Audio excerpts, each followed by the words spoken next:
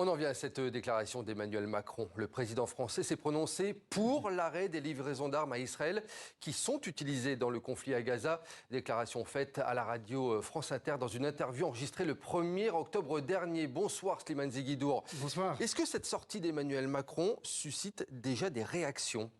Oui, on a déjà, malgré le Shabbat, on a une réaction d'Avi Pazner, l'ancien ambassadeur israélien à Paris, qui dit que voilà qu'Israël se sent lâché par un président qu'elle considérait comme un allié et que c'était vraiment qu'Israël ne fait que se défendre et que parler de priver l'Israël des armes, de ses moyens de faire la guerre, c'était un acte pour le moins inamical.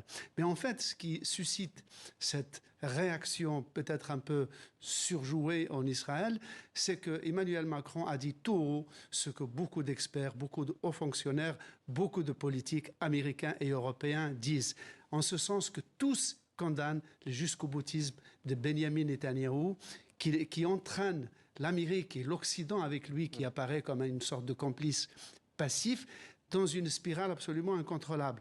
Donc tout le monde sait qu'Israël tout seul ne peut pas faire la guerre plus de 10 jours peut-être. Et que donc le seul moyen d'arrêter, c'est de ne plus livrer d'armes à Israël.